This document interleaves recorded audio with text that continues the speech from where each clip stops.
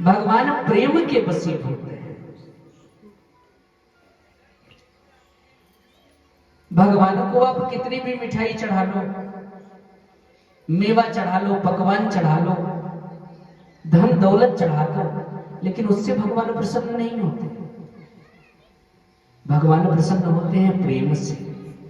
भगवान के लिए आपके पास कुछ ना हो, एक फूल मिल जाए तो ठीक, अगर पुष्प भी ना हो तो अपने श्रद्धा का पुष्प बनाओ और प्रेम से बाबा को अर्पण करो। भगवान आपकी श्रद्धा मांगता है। आपके धन दौलत रुपए पैसे का भूखा बाबा नहीं होता।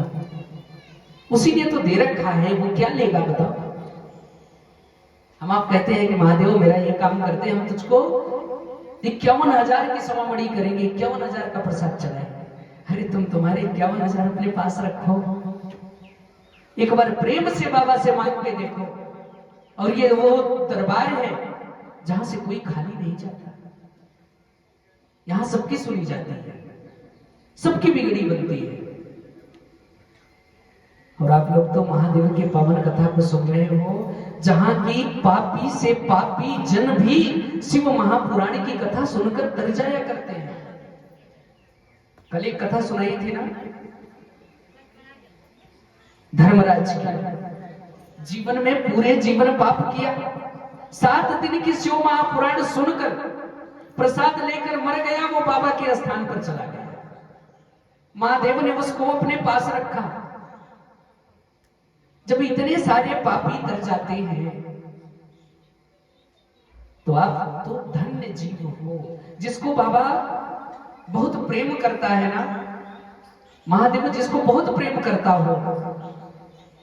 आप सब तो बाबा से प्रेम करते ही हो, लेकिन बाबा भी किसी विशेष से प्रेम करता है। बाबा सबसे प्रेम नहीं करता। और बाबा जिससे प्रेम करता है ना, उसी को अपनी कथा में बुला लेता है कि आओ कथा सुन के चले जाओ।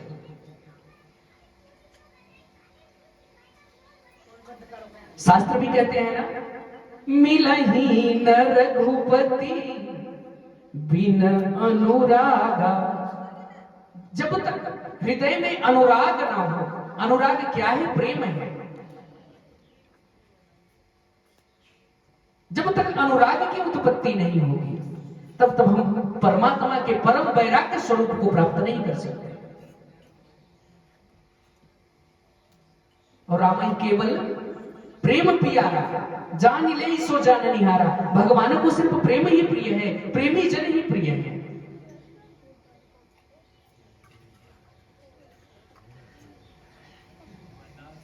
देवर्षि नारद ने बड़े भाव से प्रेम से बुलाया नारायण को। कीर्तन किया, नारायण प्रकट हो गए। बोले बोलो वत्स नारद, तुम्हें क्या चाहिए? किस लिए याद कर रहे हो यहां तुम? नारद जी ने कहा कि भगवान, कुछ समय के लिए अपना सुंदर स्वरूप मुझे दे।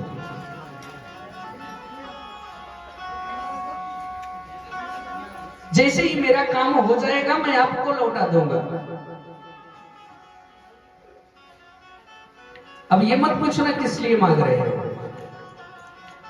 मेरा काम हो जाएगा तो मैं लौटा दूंगा। नारायण ने कहा कोई बात नहीं भाई, लौटा दो, लौटा देना, मैं तुम्हारा काम कर दूंगा भाई, तुम्हारे साथी हो। तब तक नारद जी ने एक बात और कह डाली कि प्रभु, जिस प्रकार से मेरा हित हो वही काम करना। भगवान ने कहा कि नारद तुम हित की बात कर रहे हो, मैं तुम्हारे परम हित के लिए सोच रहा हूं। जही विधि हुई है परम हित नारद, सुनो तुम्हार सोई हम करब नयान कछु मिथा न बचन हमार। जिससे तुम्हारा परम हित होगा, मैं वो योजना बना के आया हूं और तुम हित की बात कर रहे हो। नारद जी बड़े प्रसन्न हुए। नारद जी से कहा नारायण ने कि काम करो, दोनों आंखें बंद कर लो। नारद जी ने बड़े भाव से आंख बंद करी। आंखें क्यों बंद करवाए? ब्यूटी पार्लर जाते हो आप लोग? आप जाते हो? ब्यूटी पार्लर जब जाओ ना तो वो जो वहां के वो रहते हैं मेकअप करने वाले, तो सबसे पहले आंख बंद करवाते हैं।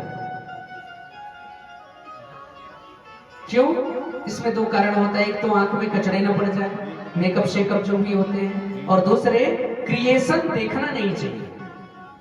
जो कृत्य होता है उसको देखना प्रतिबंधित है। भगवान जब हमारी रचना करता है तो क्या हमको दिखाता है क्या कि मैं तेरी रचना कर रहा हूं, देख ले? रचना करके दे देता है, फिर हम तो दुनिया को दिखाते फिरते हैं कि भगवान ने हमें बना दिया है। आंखें बंद करवाई नारद जी की, सुंदर स्वरूप दे दिया, सारा वस्त्र आभूषण दे दिया, सब कुछ प्रदान किया, लेकिन एक चीज गड़बड़ कर दी भगवान ने। क्योंकि परमात्मा पूर्ण सिर्फ परमात्मा है, उसके अतिरिक्त इस संसार का समस्त जनमानस के अंदर कुछ न कुछ कमियां अवश्य होती हैं।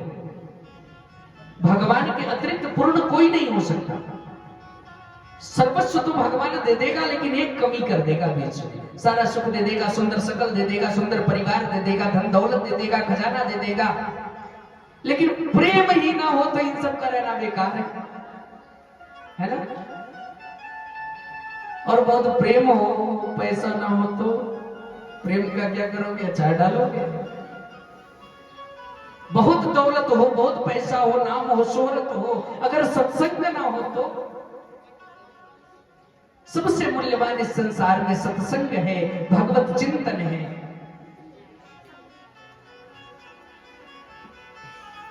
सब कुछ प्राप्त कर सकते हो, लेकिन सत्संग सहज नहीं मिलता।